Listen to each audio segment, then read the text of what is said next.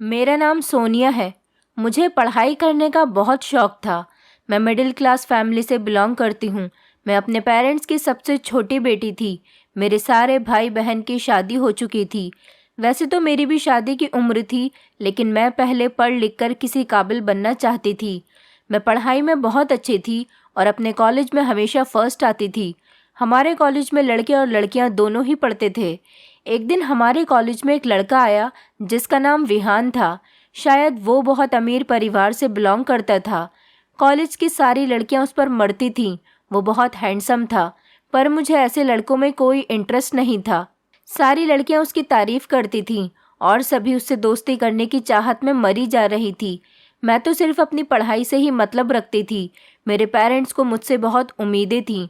उन्होंने मेरे किसी भाई बहन को इतना नहीं पढ़ाया था जितना मैं पढ़ रही थी, और इसी वजह से मेरे पेरेंट्स मुझसे बहुत प्यार करते थे। उन्हें उम्मीद थी कि मैं कभी उनका भरोसा नहीं तोड़ूंगी, और मैं भी यही चाहती थी कि मैं कभी अपने पेरेंट्स का भरोसा खुद से नहीं उठने दूंगी। लेकिन इन दिनों कॉलेज के जो हालात चल रहे थे वो बहुत ख़राब थे। मेरी ज़िंदगी बहुत अच्छी गुजर रही थी। दिन इसी तरह से गुजरते चले गए। हमारे कॉलेज में एग्ज़ाम्स हो रहे थे। मैंने एग्ज़ाम के लिए बहुत मेहनत की थी और मैं सारी रात जागती थी। मुझे हमेशा ही अपनी पढ़ाई की टेंशन रहती थी। मैं अपनी पढ़ाई के लिए बहुत सीरियस थी। मेरी मम्मी ने कभी मुझसे घर का कोई काम नहीं करवाया था। मेरे सारे भाई बहन भी मुझसे बहुत प्यार करते थे और लगभग सबकी ही शादी हो चुकी थी। मेरे पेरेंट्स को मेरी शादी करने की बहुत जल्दी थी, पर मेरी ज़िद की वजह से वो रुके हुए थे। एग्ज़ाम्स कंप्लीट हो जाने के बाद मुझे अपना रिज़ल्ट आने का इंतज़ार था। फाइनली जब रिज़ल्ट आया तो मेरी खुशी के ठिकाने नहीं थे, क्योंकि मैंने पूरे कॉलेज में टॉप किया था। कॉलेज में सब लोगों की ज़ुबान पर सिर्फ मेरा ही नाम था। आखिर मैं टॉप आती भी क्यों नहीं, क्योंकि मैंने दिन रात एक करके मेहनत जो की थी। मेरी इस कामयाबी पर विहान बहुत खुश था। मैं अपनी सारी फ्रेंड्स के साथ कॉलेज में सेल्फी ले रही थी। तभी अचानक विहान हम लोगों के पास आ गया और उसने आगे बढ़कर मुझे बधाई दी। मेरी सारी फ्रेंड्स इस बात पर बहुत खुश हो रही थी कि विहान खुद चलकर मुझे बधाई देने के लिए आया है। उनका कहना था कि सोनिया, विहान जैसा इंसान तुम्हें कॉन्ग्रेचुलेशंस बोल रहा है, इसका मतलब यह है कि तुम बहुत लकी हो। पर मैं ऐसा नहीं मानती थी, क्योंकि वो मेरे लिए कोई सेलिब्रिटी नहीं था।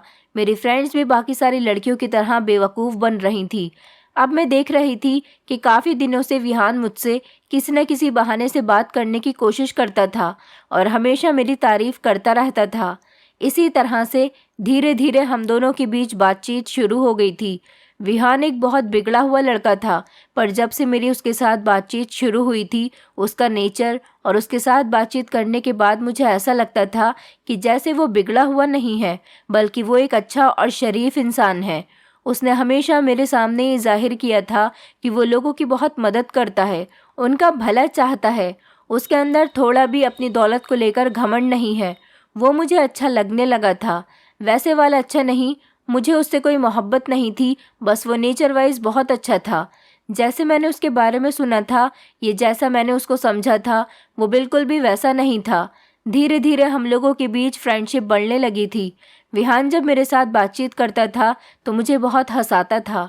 कॉलेज की सारी लड़कियों से ये बात बर्दाश्त नहीं होती थी कि कॉलेज का सबसे हैंडसम लड़का मेरे साथ बातचीत करता है। उसने मुझे अपनी फ्रेंड बनाया हुआ है, वो मेरे कांटेक्ट में है। कॉलेज में हम दोनों की दोस्ती काफ़ी गहरी हो गई थी। एक दिन विहान ने मुझे अपनी बर्थडे पार्टी पर इनवाइट किया था, पर मैं उसकी बर्थडे पार्टी में नहीं जा सकती थी, क्योंकि मुझे मेरे घर से परमिशन नहीं थी किसी के घर भी पार्टी में जाने की, या फिर अगर मैं कहीं जाती भी थी तो सिर्फ अपनी फैमिली के साथ ही जाती थी। जब मैंने विहान को बताया कि मैं तुम्हारी बर्थडे पार्टी में नहीं आ सकती, तब वो मुझसे नाराज़ हो गया था। कहने लगा, यार तुम कैसी बातें कर रही हो, तुम मेरी बेस्ट फ्रेंड हो, तुम्हें पता है ना कि तुम सबसे अलग लड़की हो, और तुम्हारी वजह से ही तो मैंने पार्टी अपने घर पर रखी है। मैंने विहान से कहा, मेरे पेरेंट्स कभी भी मुझे तुम्हारे घर जाने की परमिशन नहीं देंगे और मैं कभी उनकी मर्ज़ी के खिलाफ नहीं जाती। मेरी बात सुनकर विहान किसी गहरी सोच में खो गया था। फिर कहने लगा कि अच्छा चलो ठीक है, तुम्हारे पेरेंट्स मेरे घर जाने की तुम्हें परमिशन नहीं देंगे, तुम मेरे घर नहीं आ पाओगी, लेकिन कॉलेज तो तुम रोज़ आती हो ना, कल हम लोग कॉलेज में ही मेरा बर्थडे सेलिब्रेट करेंगे। मैं उसकी बात पर राज़ी हो गई थी क्योंकि कॉलेज जाने में मुझे कोई प्रॉब्लम नहीं थी, पर मुझे नहीं पता था कि अगला आने वाला दिन मेरे लिए क्या मुसीबत लेकर आने वाला है। मैं कॉलेज गई तो कॉलेज के सारे स्टूडेंट्स विहान के बर्थडे की तैयारी कर रहे थे। विहान ने मुझे मैसेज किया कि मैं तुम्हारा ऊपर वाले फ्लोर पर वेट कर रहा हूँ। मैं उससे मिलने के लिए ऊपर चली गई, लेकिन वहाँ जाने के बाद मेरे होश उड़ गए थे क्योंकि ऊपर विहान के अलावा कोई भी नहीं था। मैंने कहा, विहान तुम यहाँ पर क्या कर रहे हो? सारे लोग तो नीचे हैं, चलो नीचे चलकर तुम्हारा बर्थडे सेलिब्रेट करते हैं। विहान ने कहा, किसका बर्थडे और कैसा बर्थडे? मेरा कोई बर्थडे नहीं है, बल्कि मैंने इन सब लोगों से झूठ बोला है कि आज मेरा बर्थडे है। मैं तो तुम्हें यहाँ ऊपर बहाने से बुलाना चाहता था। दरअसल मैंने अपने सारे फ्रेंड से बैट लगाई थी कि मैं तुम्हें अकेले में बुलाकर रहूँगा और फिर तुम्हारे साथ वो होगा जिसके बारे में कभी तुमने सोचा भी नहीं है। मैं बस अपनी बैट जीत चुका हूँ। विहान ने जल्दी से मेरा हाथ पकड़ लिया और वह मेरे साथ ज़बरदस्ती करने की कोशिश करने लगा। मैं चीखने चिल्लाने लगी। मेरी कुछ समझ नहीं आ रहा था कि मैं क्या करूं, क्योंकि विहान ने मुझे बहुत मजबूती से पकड़ा हुआ था। मुझे उस पर बहुत गुस्सा आ रहा था कि वो कितना घटिया इंसान है। अचानक मुझे याद आ गया कि जब आपके पास कोई ऐसी सिचुएशन आ जाए कि आपके पास कोई रास्ता न रहे, तब आपको क्या करना चाहिए। दरअसल मैंने कराटे में मास्टर्स किया हुआ था। मैंने विहान की एक ज़ोरदार लात मारी और वो दूर जा गिरा था। मैं भागते हुए नीचे आई और मैंने अपने कॉलेज के एक टीचर को ये सारी बात बता दी। मेरे पीछे पीछे ही विहान भी चला आया था। उसने जब देखा कि नीचे पूरा कॉलेज उसकी इस हरकत पर एक साथ इकट्ठा हो गया है और सारे टीचर्स भी मेरे चीखने चिल्लाने और रोने पर और मेरी शिकायत पर उसके नीचे आने का इंतज़ार कर रहे हैं, तो वो घबरा गया था और शॉक खड़ा रह गया था क्योंकि वो मुझे कमज़ोर समझ रहा था। मैंने पूरे कॉलेज के सामने उसकी इस हरकत पर उसे थप्पड़ मार दिया था। मेरे थप्पड़ पर उसकी आंखों में खून खौल रहा था। सारे कॉलेज के सामने उसकी बेइज्जती हो गई थी, पर मजाल थी कि उसने कुछ कहा हो। कॉलेज के पूरे स्टाफ ने उसे इतनी बातें सुनाई थी कि वो शर्मिंदा होकर और नज़रें झुकाकर सबकी बातों को सुनता रहा था। यहाँ तक कि उसने पूरे कॉलेज के सामने अपने दोनों हाथ मेरे सामने जोड़कर मुझसे माफ़ी भी मांगी थी। उसे अपनी गलती का एहसास हो गया था, इसलिए मैंने भी उसे पूरे कॉलेज के सामने माफ़ कर दिया और टीचर्स को भी कह दिया था कि मेरे लिए इतना ही काफ़ी है कि इसे अपनी गलती का एहसास हो गया, इसलिए आप लोग भी इसे माफ़ कर दीजिए। इस तरह से ये मैटर सॉल्व हो गया था। काफ़ी दिनों तक विहान कॉलेज नहीं आया था। अब मुझे उसकी कोई परवाह नहीं थी क्योंकि वो मेरा कोई दोस्त नहीं था। अगर दोस्त होता तो मेरे साथ ऐसी हरकत बिल्कुल भी नहीं करता। मुझे लगा था कि शायद अब वो कॉलेज आएगा ही नहीं क्योंकि उसकी बहुत बेइज्जती हो चुकी है, पर यह मेरी बहुत बड़ी गलतफहमी थी। वो पूरे एक हफ्ते बाद कॉलेज आ गया था और अब मैंने देखा था कि वो कॉलेज में ना तो लड़कियों के साथ कोई बातचीत करता था और ना ही लड़कों के साथ। बड़ा खामोश सा रहता था और सिर्फ अपनी पढ़ाई पर ध्यान दिया करता था। वो ऐसा था तो नहीं, बस हमेशा उसे यारी दोस्ती ही रहती थी। मुझे क्या था, मैं तो उसको इग्नोर ही करती थी। लेकिन मेरी फ्रेंड्स ने एक दिन मुझे समझाया कि तुमने कुछ ज़्यादा ही उसको पूरे कॉलेज के सामने बेइज्जत करवा दिया। शायद ये इसी बात की वजह से डिप्रेशन में चला गया है। कॉलेज के लड़के भी उससे बात करने की कोशिश करते थे, लेकिन वो सिर्फ उनकी बातों का हाँ या ना में ही जवाब दे दिया करता था। इसी तरह से काफ़ी दिन गुजर गए थे और विहान का बिहेवियर ऐसा ही था। वो बड़ा ही सुलझा हुआ और समझदार और शांत बन गया था। अब की बार एग्ज़ाम्स में तो उसके नंबर भी बहुत अच्छे आए थे। कॉलेज के टीचर्स भी उससे बहुत खुश थे, बल्कि कुछ लोगों को तो ऐसा लगने लगा था कि मैंने उस पर गलत इल्ज़ाम लगाया था। मैं भी अपनी गलती पर अब शर्मिंदा हो रही थी, पर मुझे खुशी इस बात की थी कि मेरी वजह से वो सुधर तो गया। वो मुझसे भी कोई बातचीत नहीं करता था। एक दिन मैं कॉलेज से अपने घर जाने के लिए बस का वेट कर रही थी। मैंने देखा कि रास्ते में कुछ लोग विहान को तंग कर रहे थे। वो कॉलेज के ही लड़के थे। जब से वो शरीफ हुआ था तो उन लड़कों ने उसका पीछा ले लिया था और उसकी खूब मजाक बना रहे थे। विहान ये सब कुछ बर्दाश्त कर रहा था और सिर्फ उन लोगों से रिक्वेस्ट कर रहा था कि उसे जाने दें। मैंने उन लड़कों को डांट लगाई और उन्हें डांट कर भगा दिया। मैंने विहान से कहा, तुम ठीक तो हो ना? विहान ने मेरे सामने हाथ जोड़ लिया और कहने लगा, सोनिया मुझे माफ़ कर दो। आज मुझे एहसास हो रहा है कि इसी तरह से मैं भी कॉलेज के स्टूडेंट्स को तंग करता था। आज मुझे पता चल रहा है कि उन लोगों पर क्या बीतती होगी। विहान बहुत शर्मिंदा हो रहा था और कहने लगा कि सबसे बड़ी गलती तो मैंने तुम्हारे साथ की थी, प्लीज़ तुम मुझे माफ़ कर देना। उस दिन के बाद से मैं बहुत शर्मिंदा हूँ और हर रोज़ भगवान से प्रार्थना करता हूँ कि वो मुझे माफ़ कर दे, और यही सोचता हूँ कि पता नहीं तुमने भी मुझे माफ़ किया या नहीं। मैंने विहान की आंखों में शर्मिंदगी और उसके शब्दों में रिक्वेस्ट देखी तो उससे कहा कि मैंने तुम्हें माफ़ कर दिया विहान, और अच्छी बात है कि तुम अच्छाई के रास्ते पर चल निकले हो। विहान मेरी बात सुनकर बहुत खुश हुआ था और वो कॉलेज से घर अपनी बाइक से नहीं बल्कि मेरे साथ पैदल चलता हुआ आया था। हम दोनों खूब बातें कर रहे थे। मुझे खुशी हुई थी कि उसके इस तरह से बिहेव करने से। अब जब मैं उससे बात करती वो तभी मुझसे बात किया करता था, और अब की बार तो वो मुझसे नज़रें मिलाकर नहीं बल्कि नज़रें झुकाकर बातें करता था और मुझसे थोड़ी दूरी पर ही खड़ा होता था। उसकी इन हरकतों की वजह से मैंने उससे दोबारा से फ्रेंडशिप कर ली थी, क्योंकि अब की बार उसकी फ्रेंडशिप में छिचोरापन नहीं था। उसे देखकर ऐसा लगता था कि वो बहुत संस्कारी फैमिली से बिलोंग करता है। अब सब कुछ ठीक चल रहा था, लेकिन पता नहीं क्यों मुझे अब विहान की आदत हो गई थी। वो मुझसे बातचीत करने की शुरुआत नहीं करता था। वो मुझसे दूर दूर रहता था, बल्कि मैं ही उसके करीब जाकर उससे बातें करती थी, और मुझे उससे बातें करना अच्छा लगता था, क्योंकि उसने कॉलेज के सारे लड़के लड़कियों से बोलना बंद कर दिया था। बात तो वो मुझसे भी नहीं करता था, लेकिन उसे इस तरह से अकेला बैठा हुआ देखकर मुझे थोड़ा अजीब महसूस होता था, क्योंकि मेरी ही शिकायत की वजह से उसकी ऐसी हालत हुई थी। मुझे खुद पर गुस्सा आ रहा था कि मुझे उसके ऊपर पूरे कॉलेज के सामने ब्लेम नहीं लगाना चाहिए था। मैं उसकी शिकायत अकेले में भी तो टीचर से कर सकती थी ना। फिलहाल जो भी था जैसा भी था, मुझे अब विहान पसंद आने लगा था। वो बहुत सीधा और साधारण बन गया था। मैं उसको पसंद करने लगी थी और उससे प्यार भी करने लगी थी। धीरे धीरे हम दोनों की फ़ोन पर बातें होने लगी। कॉलेज में भी हम लोग बहुत बात किया करते थे। हमारी इन हरकतों की वजह से कॉलेज के लड़के लड़कियां मेरे बारे में भी बातें करने लगे थे कि पहले तो सोनिया ने विहान पर इल्ज़ाम लगा दिया और अब देखो फिर दोबारा से इसके साथ रहने लगी है। मेरे पास उन लोगों की बातों का देने के लिए कोई जवाब नहीं था। विहान और मेरी फ्रेंडशिप बहुत अच्छी चल रही थी। हम दोनों ही एक दूसरे के करीब आ रहे थे और एक दूसरे से प्यार करने लगे थे। बस मेरा ये फाइनल ईयर चल रहा था और अब मेरे मम्मी पापा ने बोल दिया था कि अब हम तुम्हारी शादी करेंगे। अब तुम्हें आगे पढ़ने की कोई ज़रूरत नहीं है।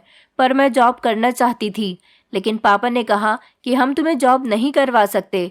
बचपन से लेकर आज तक हमने तुम्हारी हर डिमांड को पूरा किया।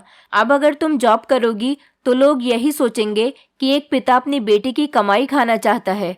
मैंने जब ये बात विहान को बताई तो उसने कहा, तुम कहो तो मैं तुम्हारे घर रिश्ता भेज देता हूँ, क्योंकि मैं तुमसे बहुत प्यार करता हूँ और तुम्हारे बिना नहीं रह सकता। अगर तुम्हारे पेरेंट्स चाहते हैं कि तुम्हारी शादी हो जाए तो मैं तुम्हें किसी और का होते हुए नहीं देख सकता। विहान की ये बातें मेरे दिल में उतर गई थी और बस फिर मेरे दिल में उसके लिए प्यार बहुत बढ़ गया था। मेरे पेरेंट्स मुझसे कहने लगे कि तुम्हें लड़के वाले देखने के लिए आ रहे हैं। मैंने उन लोगों को साफ इनकार कर दिया था कि आप लोगों ने मेरी हर डिमांड को पूरा किया है, कि आप लोग मेरी मर्जी के मुताबिक मेरी शादी नहीं करवा सकते। मैंने विहान के बारे में उनको सब कुछ बता दिया था। मुझे लगा था कि मेरी बात सुनकर मेरे मम्मी पापा को खुशी होगी, लेकिन वो लोग थोड़े अपसेट हो गए थे। ऐसा क्यों था मेरी कुछ समझ नहीं आया था। मेरे पेरेंट्स ने कहा कि बेटा, लड़के हमेशा लड़कियों को धोखा देते हैं, इसलिए तुम ऐसा कोई काम मत करो जिसकी वजह से हमें शर्मिंदा होना पड़े। मैंने कहा, पापा, विहान अपने घर से रिश्ता भेजने के लिए तैयार है। अगर आप लोगों को विहान पसंद आ जाएगा तभी मैं शादी करूंगी। मेरी बात सुनकर मेरे मम्मी पापा खुश हो गए थे। मैंने जब ये बात विहान को बताई तो उसने कहा कि वो अपनी फैमिली से भी इस बारे में बात करेगा और फिर मुझे फाइनल जवाब देगा। इस तरह से 1 महीना गुजर गया था, लेकिन विहान ने अभी तक मुझे कोई जवाब ही नहीं दिया था। विहान का कहना था कि मेरे घर में मेरे दादाजी की तबीयत बहुत ख़राब है। अब ऐसे माहौल में मैं अपने रिश्ते की बात नहीं कर सकता। दादाजी की तबीयत में थोड़ा सुधार आ जाए तो मैं ये बात अपनी फैमिली को बता दूंगा। उसके बाद वो लोग तुम्हारे घर रिश्ता लेकर आ जाएंगे। इन दिनों मेरे बहुत सारे रिश्ते आ रहे थे, पर विहान की वजह से मेरे मम्मी पापा को हर रिश्ते को रिजेक्ट करना पड़ जाता था। मेरे मम्मी पापा मुझसे हर दिन यही कहते थे कि तुम उस लड़के से बात करो कि वो कब यहाँ पर रिश्ता भेज रहा है। मुझे विहान से अब डर लग रहा था कि कहीं वो मुझे भरोसे पर तो नहीं रख रहा। मैंने विहान से फाइनल जवाब मांगने के लिए उसको कॉल लगाई। विहान ने मेरी कॉल रिसीव करते ही कहा था कि आज तुम्हारे लिए गुड न्यूज़ है। मैं तो उसकी बात सुनकर दंग रह गई थी कि आखिर मेरे लिए वो कौन सी ऐसी गुड न्यूज़ दे रहा था। विहान ने कहा कि 2 दिन बाद मेरे पेरेंट्स तुम्हारे यहाँ रिश्ता लेकर आएंगे। विहान ने कहा कि तुम जानती हो ना सोनिया कि मैं तुमसे कितना प्यार करता हूँ, और तुम ये भी जानती हो कि मेरी फैमिली का स्टैंडर्ड और लेवल कितना ऊंचा है। मैंने कहा हाँ, मैं सब कुछ जानती हूँ, पर तुम क्या कहना चाहते हो? मुझे कुछ समझ नहीं आ रहा। विहान कहने लगा, देखो, मेरी फैमिली और तुम्हारी फैमिली में काफ़ी फ़र्क है। तुम्हारी फैमिली एक मिडिल क्लास फैमिली है और मेरी फैमिली एक हाई क्लास फैमिली है। मैंने तुम्हारे बारे में अपने पेरेंट्स को सब कुछ बता दिया और तुम्हारी फ़ोटो भी उनको दिखा दी है। तुम उनको बहुत पसंद आई हो। वो लोग जल्दी तुम्हारे घर रिश्ता लेकर जाना चाहते हैं। लेकिन मेरी ये ख्वाहिश है, मैं चाहता हूँ कि तुम्हारे पेरेंट्स मेरे पेरेंट्स के लिए अच्छा इंतज़ाम करें, मतलब उनका अच्छे तरीके से वेलकम करें। तुम्हारे घर कोई नहीं आएगा, सिर्फ मेरे मम्मी पापा और मेरी छोटी बहन के अलावा। तुम्हें उनके लिए उनके खाने पीने का अच्छा इंतज़ाम करना है। मैं नहीं चाहता कि अगर कोई कमी रह जाए तो मेरे पेरेंट्स ये सोचें कि हम अपने बेटे का रिश्ता कहाँ लेकर आ गए हैं। मैं उनके दिमाग में कोई ऐसा वैसा ख्याल भी नहीं आने देना चाहता, क्योंकि मैं तुमसे बहुत प्यार करता हूँ। मैं तुम्हें किसी भी हालत में नहीं छोड़ सकता। मैं नहीं चाहता कि किसी छोटी सी भी गलती से मेरे पेरेंट्स इस रिश्ते से इनकार कर दें, और ना ही मैं तुम्हारे और तुम्हारे पेरेंट्स को लेकर कोई भी बात अपने पेरेंट्स के मुंह से सुनना चाहता हूँ। विहान की बात सुनकर मैंने गहरी सांस भरी थी और कहा कि बस इतनी सी बात, तुम टेंशन मत लो। तुम मेरी फैमिली को जानते नहीं हो। मेरे पापा तुम्हारी फैमिली के लिए बहुत अच्छी अरेंजमेंट करेंगे, बल्कि तुम्हारी फैमिली बहुत खुश होकर यहाँ से जाएगी। विहान मेरी इस बात पर खुश हुआ था। मुझे तो अपनी ज़िंदगी बहुत अच्छी लगने लगी थी। मैंने खुशी खुशी अपने मम्मी पापा को ये बात बता दी थी, और साथ ही साथ ये भी कहा था कि मेरे ससुराल वालों के वेलकम में कोई कमी नहीं होनी चाहिए। मेरी मम्मी ने मुझे तसल्ली दिलाई थी कि हमारी बेटी इतनी खुश है और हम उसकी खुशी की खातिर सब कुछ कर देंगे। मुझे तो अब सिर्फ उस दिन का इंतज़ार था जब विहान के पेरेंट्स मेरे घर आने वाले थे। आज मेरी ज़िंदगी का सबसे स्पेशल दिन था। आज मेरा रिश्ता विहान से तय होने वाला था। सुबह से ही मेरे मम्मी पापा और मेरे सारे भाई बहन उन लोगों के आने की तैयारियां कर रहे थे। मैंने विहान से एक दिन पहले ही उसकी फैमिली के आने की टाइमिंग पूछ ली थी। विहान ने बताया था कि मेरी फैमिली शाम के 7 बजे तक तुम्हारे घर आ जाएगी। मुझे ऐसा लग रहा था कि मोहब्बत पाना कोई मुश्किल काम नहीं होता, अगर दोनों ही अपनी मोहब्बत में बराबर के हिस्सेदार हैं तो। मेरी पूरी फैमिली भी बहुत खुश थी, क्योंकि उन लोगों के लिए मेरी खुशी ही सबसे ज़्यादा मायने रखती थी। और फिर मेरा रिश्ता इतनी बड़ी फैमिली में तय हो रहा था। इस बात से और भी ज़्यादा मेरे घर वाले खुश थे और ज़्यादा से ज़्यादा उनकी खातिर करना चाहते थे। दिन इसी तरह से गुजर गया था और 7 बजे का समय करीब आने लगा था। हम सब लोगों की नज़र बार बार घड़ी पर जा रही थी और फिर शाम के 7 भी बज गए थे, लेकिन अभी तक विहान की फैमिली नहीं आई थी। मैंने विहान को कॉल लगाई तो वो मेरी कॉल रिसीव ही नहीं कर रहा था। पता नहीं उसे क्या हो गया था। मैं बार बार उसे कॉल लगा रही थी। फिर 8 बज गए थे, 9 बज गए थे और फिर 10 बज गए। सब लोग मुझसे बार बार पूछ रहे थे कि आखिर उसकी फैमिली कहाँ है, तुम उसे कॉल करो, पर वो मेरी कॉल रिसीव करे तब तो मैं अपनी फैमिली को कुछ बताऊं ना। मुझे विहान पर बहुत गुस्सा आ रहा था। इसी तरह से सारी रात गुजर गई थी। हम लोगों ने पूरी रात जागकर विहान की फैमिली का इंतज़ार किया था और हमारी सारी की सारी तैयारियां धरी की धरी रह गई थी। मैं सारी रात विहान का नंबर ट्राई करती रही थी। लगातार उसके नंबर पर रिंग जा रही थी, पर जब सुबह के 6 बज गए तो उसका नंबर स्विच ऑफ हो गया था। फिर इसी तरह से पूरे 1 हफ्ते तक उसका नंबर स्विच ऑफ रहा था और मैं अपनी फैमिली के सामने शर्मिंदा होती रही। मेरे घर वालों ने कहा था कि तुमने हमारी इज्जत का मजाक बना दिया। तुमने और उस लड़के ने मिलकर हमें बेवकूफ़ बनाया है। मम्मी ने कहा कि तुम्हारे पापा ने तो पहले ही कहा था कि सारे लड़के एक जैसे ही होते हैं और भोली भाली लड़कियों को धोखा देते हैं। वो सच कह रहे थे और विहान के हाथों में दोबारा से बेवकूफ़ बन गई थी। मैं कॉलेज भी गई थी, पर विहान कॉलेज भी नहीं आया था। काफ़ी दिनों तक मैं कॉलेज के चक्कर लगाती रही, पर विहान मुझे कहीं नज़र नहीं आया। मैं समझ गई थी कि अब की बार फिर से उसने मुझसे बदला लिया है और उस जैसा घटिया इंसान कभी नहीं सुधर सकता। उसकी मोहब्बत ने मेरे दिल को चीर कर रख दिया था। मैं उससे बहुत प्यार करने लगी थी। उसके लिए मैंने अपनी आंखों में सपने सजा लिए थे, पर उसने मुझे ऐसे मौके पर आकर धोखा दिया था कि मैं अपनी फैमिली के सामने भी शर्मिंदा होकर रह गई थी।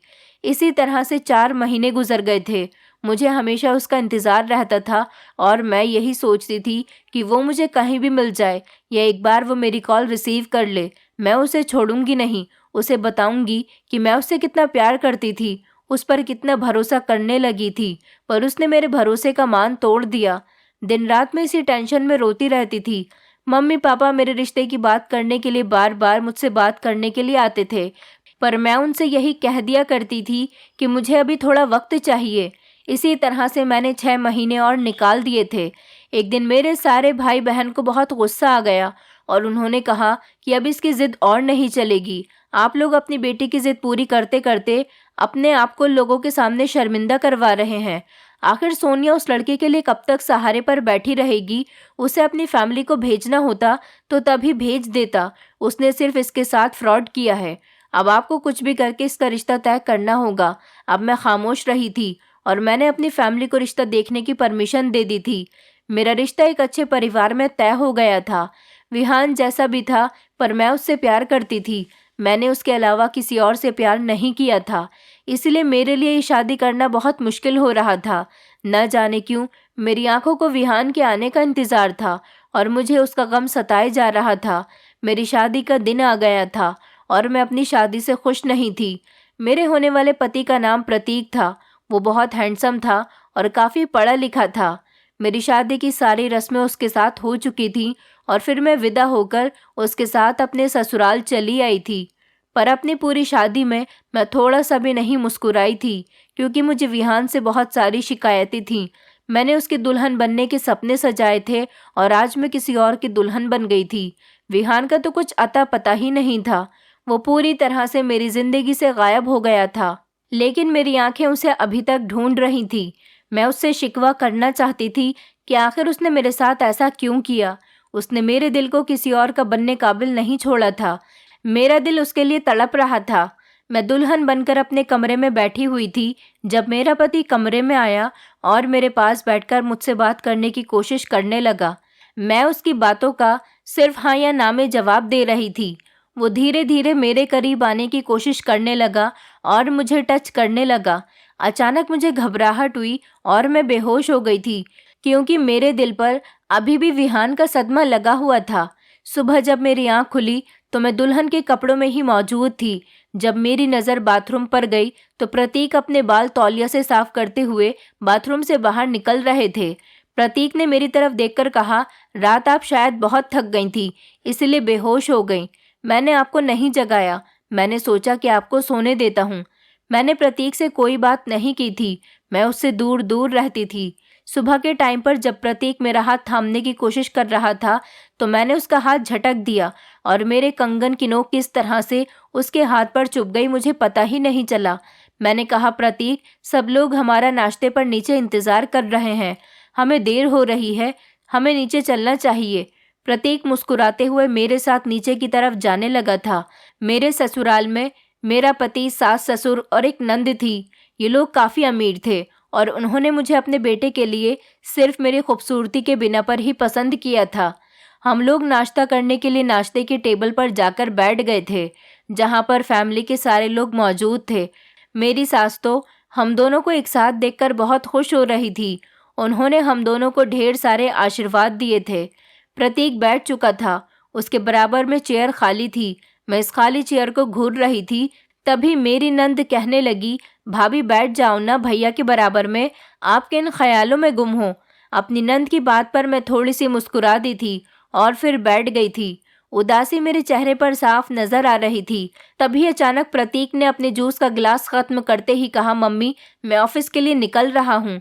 मेरी सास कहने लगी कि अभी तुम्हें ऑफिस जाने की ज़रूरत नहीं है, अभी तुम्हारी शादी को एक दिन भी नहीं हुआ और तुम ऑफिस जाने की बातें कर रहे हो।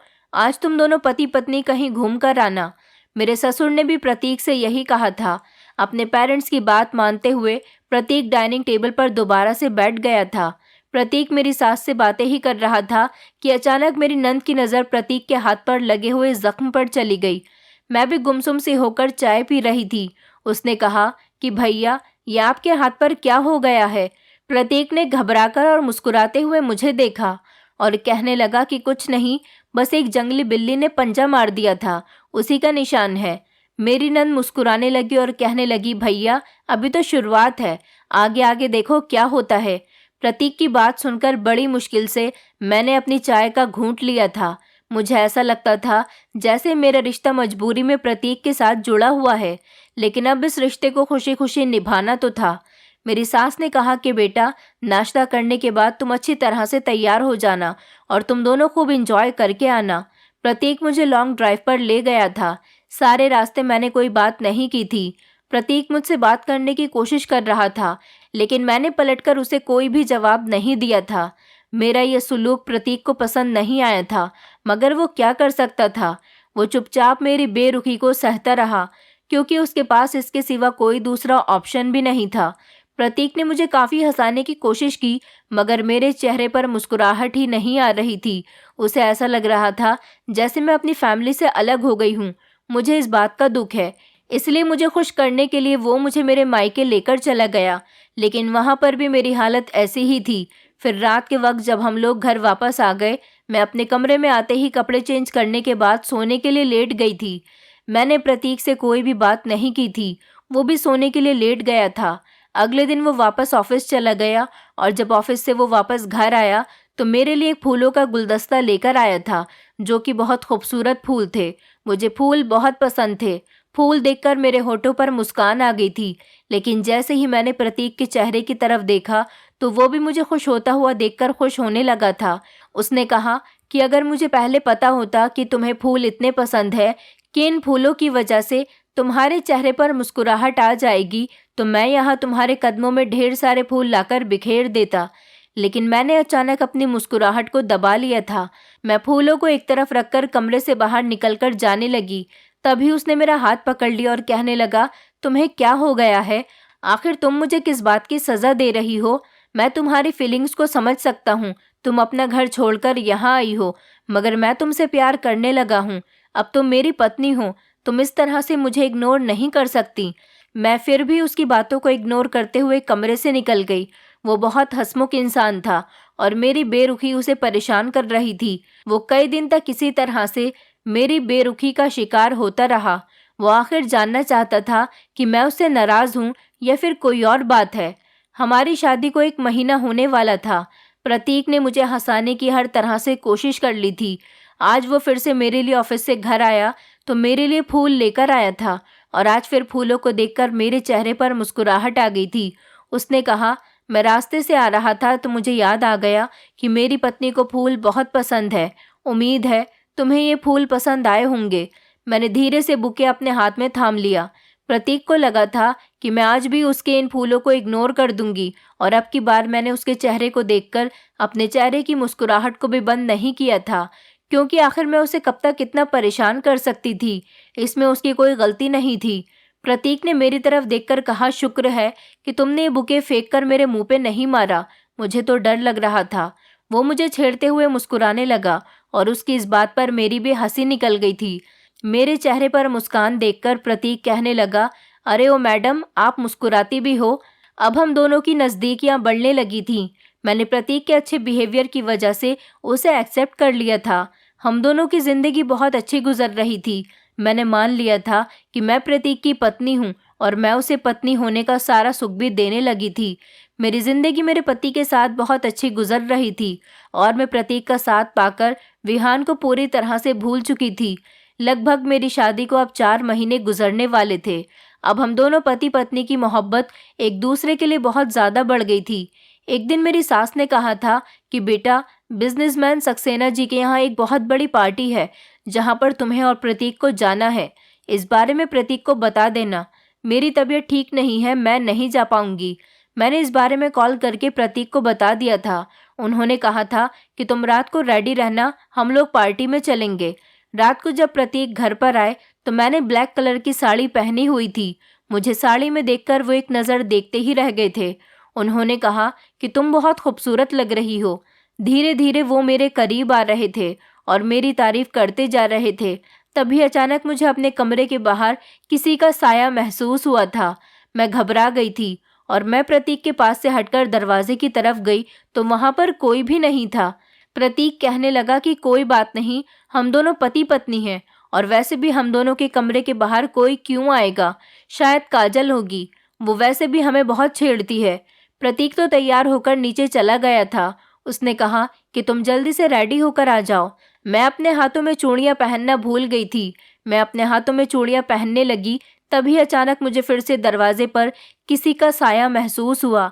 मैं भागकर जैसे ही दरवाजे पर गई तो मेरे पैरों तले से जमीन निकल गई थी कि वहां पर कोई और नहीं बल्कि विहान खड़ा हुआ था और मुझे मुस्कुराकर देख रहा था। विहान को इस घर में देखकर मेरे होश उड़ गए थे। मैंने उससे कहा कि तुम यहाँ पर क्या कर रहे हो? वो मुझे देखकर कहने लगा, बड़ी खूबसूरत लग रही हो। मैंने झट से विहान का गिरेबान पकड़ लिया और कहा कि क्या करने आए हो तुम यहाँ? निकल जाओ यहाँ से, मुझे तुम्हारी शक्ल भी नहीं देखनी। तुम एक धोखेबाज इंसान हो। विहान कहने लगा कि मैं जानता हूँ मैंने तुम्हारा दिल दुखाया है, लेकिन मैं यहाँ से नहीं निकल सकता। ये मेरा घर है। प्रतीक मेरा बड़ा भाई है। बस मैं कुछ दिनों के लिए अमेरिका चला गया था और मुझे पता था कि तुम्हारी शादी मेरे भाई के साथ हो रही है। उसके मुंह से ये बात सुनकर तो मुझे उस पर बहुत गुस्सा आया था। मैं थप्पड़ मारने के लिए अपना हाथ आगे बढ़ाने ही वाली थी कि अचानक प्रतीक की आवाज़ आई, कहाँ रह गई हो सोनिया? जल्दी आओ, हमें लेट हो रहा है। मैंने अपना हाथ वहीं पर रोक दिया था और मैं पलटकर नीचे चली गई थी। विहान भी मेरे पीछे पीछे आ गया था। मेरी सास ने मुझे उसे इंट्रोड्यूस करवाया। उन्होंने कहा कि सोनिया, इससे मिलो, ये मेरा छोटा बेटा विहान है। ये तुम्हारी शादी पर नहीं आ पाया था, इसको अमेरिका में एक ज़रूरी काम आ गया था। विहान सबके सामने कहने लगा, मम्मी, भाभी तो बहुत खूबसूरत हैं, मुझे भी बिल्कुल उनके जैसी ही पत्नी चाहिए। उसकी ऐसी शातिर नज़रें और उसका शातिर चेहरा, मुझे बहुत बुरा लग रहा था। प्रतीक के साथ में पार्टी में चली गई थी, लेकिन मेरा ध्यान बार बार विहान पर जा रहा था। मैं खोई खोई सी थी और मुझे इस तरह से परेशान देखकर प्रतीक बार बार सवाल कर रहे थे कि तुम्हें क्या हो गया है? अगर तुम्हारी तबीयत ठीक नहीं है तो हम घर चलते हैं। मैंने प्रतीक से कहा था कि हाँ, हम लोग घर ही चलते हैं, मेरी तबीयत ठीक नहीं है, और फिर हम घर पर आ गए थे। इसी तरह से कुछ दिन गुजर गए थे। विहान इस घर में ही रह रहा था। मैं विहान से कोई बात नहीं करती थी, पर मुझे डर था कि वो कहीं प्रतीक को हम दोनों के बारे में ना बता दे। अगर ऐसा हो गया तो मेरी सारी जिंदगी बर्बाद हो जाएगी। मैं प्रतीक से प्यार करने लगी थी और शायद प्रतीक से अच्छा इंसान मुझे इस दुनिया में कभी नहीं मिल सकता था। प्रतीक ने एक दिन मुझसे सवाल किया कि तुम किस बात से परेशान हो और तुम खोई खोई क्यों रहती हो? मैंने उसका हाथ थाम लिया और कहने लगी कि मेरी परेशानी की वजह आप हो। मेरी बात सुनकर वो हैरान रह गए थे। कहने लगे, आखिर मैंने तुम्हें क्या परेशानी दी है? तुम बताओ, तुम मेरी वजह से क्यों परेशान हो सोनिया? मैंने कहा, प्लीज़ प्रतीक, मुझसे वादा करो कि आप कभी भी मुझे नहीं छोड़ोगे। मैं आपसे बहुत प्यार करती हूँ। जिंदगी के किसी भी मोड़ पर आप मेरा साथ नहीं छोड़ोगे और हमेशा मुझ पर भरोसा करोगे। प्रतीक मेरी बात पर हंसने लगा और कहने लगा, बस इतनी सी बात, इतनी बात पर तुम परेशान हो रही हो? अरे पगली, मैं तुमसे वादा करता हूँ कि मैं तुम्हें कभी नहीं छोड़ूंगा और हमेशा तुम्हारा साथ दूंगा। प्रतीक की बात सुनकर मेरे दिल को थोड़ी तसल्ली हो गई थी, क्योंकि विहान बहुत ही घटिया इंसान था। वो कब क्या कर दे उसका कोई भरोसा नहीं था। प्रतीक तो सुबह ऑफिस चले जाते थे, लेकिन मैंने नोटिस किया था कि विहान मेरे करीब आने की कोशिश कर रहा था। वो मुझसे बात करना चाहता था, लेकिन मैं इस घर के किसी भी मेंबर के दिल में ये शक नहीं डालना चाहती थी कि विहान और मेरे बीच पहले क्या हो चुका था। एक दिन घर में कोई भी मौजूद नहीं था। मैं हॉल की तरफ गई तो मैंने देखा कि विहान बैठा हुआ चाय पी रहा था। उसने मुझे देखकर आवाज़ लगाई। मैं उसकी कोई बात सुनना नहीं चाहती थी। उसने कहा कि मैं जानता हूँ कि तुम मुझसे नाराज़ हो। नाराज़गी अपनी जगह पर, तुम मेरे साथ बैठकर एक कप चाय तो पी सकती हो। मैं उससे कोई बात नहीं करना चाहती थी, लेकिन वो बहुत इंसिस्ट करने लगा। उसने मुझे चाय का कप दिया और मैं बैठकर पीने लगी। चाय पीते ही मुझ पर एक अजीब सी बेहोशी छाने लगी और मैं बेहोश हो गई। अगले ही पल जब मुझे होश आया तो ये देखकर मेरे पैरों तले से ज़मीन निकल गई थी कि मैं विहान के कमरे में उसके बिस्तर पर मौजूद हूँ और दोनों भाई आपस में झगड़ा कर रहे हैं। प्रतीक ने मुझसे कहा कि तुम यहाँ क्या कर रही हो? मैंने प्रतीक को बहुत यकीन दिलाने की कोशिश की कि इसमें मेरी कोई गलती नहीं है। मैं कब इस कमरे में आ गई मुझे कुछ पता ही नहीं चला, पर जिसका डर था वही हुआ था। प्रतीक मुझसे नाराज़ रहने लगा था। उन दोनों भाइयों के बीच उस दिन बहुत बड़ा झगड़ा हुआ था। मैं प्रतीक की नाराज़गी बर्दाश्त नहीं कर सकती थी, इसलिए मैं विहान के कमरे में उससे बात करने गई थी कि उसने मेरे साथ ऐसा क्यों किया। आखिर वो कब तक मुझे धोखा देता रहेगा। मैंने जब विहान से इस बारे में बात की तो वो हंसने लगा और कहने लगा कि ये सब तुम्हारे उसी थप्पड़ का बदला है जो तुमने मुझे पूरे कॉलेज के सामने मारा था। तुम मुझे नहीं जानती, मैं अपनी बेइज्जती बर्दाश्त नहीं कर सकता। उस दिन तो मैंने तुम्हारे पेरेंट्स को और तुम्हें बहुत अच्छी तरह से बेवकूफ़ बनाया था। मैं जानता था कि तुम्हारे दिल में मेरे लिए मोहब्बत बहुत बढ़ गई है। तुम्हें भरोसा दिलाने के बाद मैंने तुम्हारी कॉल रिसीव नहीं की थी और फिर मैं कुछ दिनों के लिए इस शहर से ही गायब हो गया था। जब मेरी मम्मी ने मुझे तुम्हारा फ़ोटो व्हाट्सएप किया कि उन्होंने प्रतीक भाई के लिए तुम्हें पसंद किया है, तब मैं हैरान रह गया था। मुझे और मौका मिल गया था कि मैं तुमसे बदला ले सकूं और तुम्हारी शादीशुदा ज़िंदगी में भी जहर घोल दूं। मैं यहाँ पर इसलिए तो आया हूँ। तुम जानती नहीं कि तुमने तो मुझे सिर्फ एक थप्पड़ मारकर पूरे कॉलेज के सामने बदनाम किया था और उस दिन के बाद से ना जाने मैं तुम्हें अब तक कितने थप्पड़ मार चुका हूँ। ये कहकर विहान ज़ोर ज़ोर से हंसने लगा। विहान की इस हरकत पर मुझे बहुत गुस्सा आ रहा था। मैं आगे बढ़कर विहान के थप्पड़ मारने वाली थी, तभी अचानक मेरा हाथ किसी ने पकड़ लिया। हाथ पकड़ने वाला इंसान कोई और नहीं बल्कि प्रतीक था। प्रतीक ने कहा कि इस इंसान पर हाथ उठाकर तुम इसे सज़ा मत दो, क्योंकि अब इसे सज़ा मैं दूंगा। प्रतीक ने विहान को इतना मारा था कि सारे घर वाले इकट्ठे हो गए थे। फिर प्रतीक ने सारी बात उन लोगों को बता दी थी, जिस पर मेरे ससुर ने भी विहान पर बहुत डांट लगाई थी। मेरे पति ने फैसला कर लिया था कि वो इस घर में नहीं रहेगा, क्योंकि विहान भी इसी घर का बेटा था और वो उसकी शक्ल तक नहीं देखना चाहते थे। प्रतीक ने मुझसे हाथ जोड़कर माफ़ी मांगी थी कि वो गलतफहमी का शिकार हो गए थे और मेरे सास ससुर के कहने पर विहान ने भी मुझसे अपने किए की माफ़ी मांगी थी। विहान ने बता दिया था कि उस दिन विहान ने मुझे चाय में नींद की दवाई मिलाकर दी थी, जिस वजह से मैं बेहोश हो गई थी, और उसने मुझे अपने कमरे में अपने बिस्तर पर ले जाकर लिटा दिया था, जिसकी वजह से प्रतीक के दिल में शक आ गया था। सारी सच्चाई खुलकर प्रतीक और उसकी फैमिली वालों के सामने आ गई थी, क्योंकि प्रतीक विहान के मुंह से सारी बातें सुन चुके थे। प्रतीक मुझे उस घर से लेकर दूसरे घर में आ गए थे। मेरे पति ने आज तक अपने छोटे भाई को माफ़ नहीं किया और मैं भी कभी उस घटिया इंसान को माफ़ नहीं कर सकती। इसलिए उन्होंने अपने छोटे भाई से सारे रिश्ते नाते ख़त्म कर दिए। मेरी ज़िंदगी अब प्रतीक के साथ बहुत अच्छी गुजर रही है। दोस्तों, उम्मीद करती हूँ आपको हमारी कहानी पसंद आई होगी। कहानी पसंद आई है तो वीडियो को लाइक करें, चैनल पर नए हैं तो चैनल को सब्सक्राइब करें और हाँ, नोटिफिकेशन बेल को ज़रूर दबाएं ताकि अगली अपडेट सबसे पहले आपको मिले।